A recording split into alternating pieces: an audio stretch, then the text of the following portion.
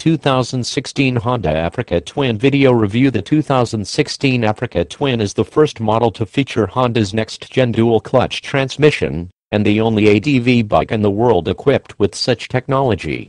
This is a significant achievement not for the sake of new technology, but because the technology works pretty well, which is why my initial review, and this video, focuses on the DCT's use and performance. However, the story was a little light when it comes to other areas of the bike's performance. So, I wanted to take this opportunity to address a few omissions. The 21-inch front wheel speaks volumes about the Africa Twin's off-road intentions. This choice of wheel size has the Africa Twin in the company of other OEMs' most off-roady off-road bikes: BMW F800GS Adventure, KTM 1190 Adventure R, Triumph Tiger 800XCX.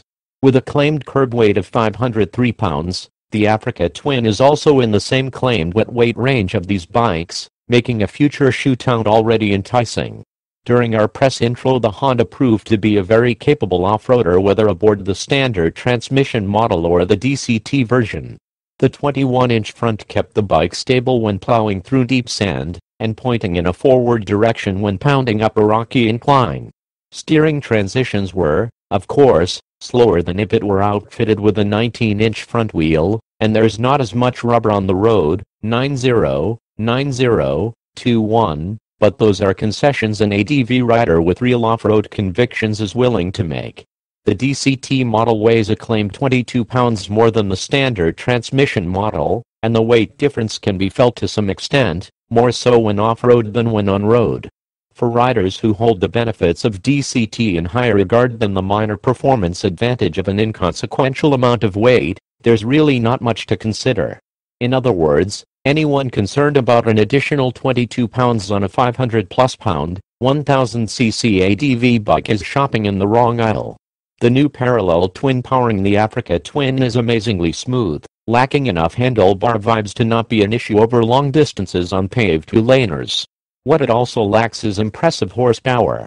With only a claimed crank output of 94 HP at 7,300 revolutions per minute and 72 lb-ft at 6,000 revolutions per minute, the motor produces enough linear power to keep things exciting in the dirt, but can only be considered sufficient for pavement riding, especially if you're wanting to pile on hard saddlebags with clothing and a significant other. If that's the case, maybe a BMW or 1200GS, KTM Super Adventure or Honda's new for the SVFR 1200X would be more appropriate considerations. If you're willing to step up in price, $16,495 and $20,499 for the Beamer and KTM, respectively. VFR 1200X still TBD.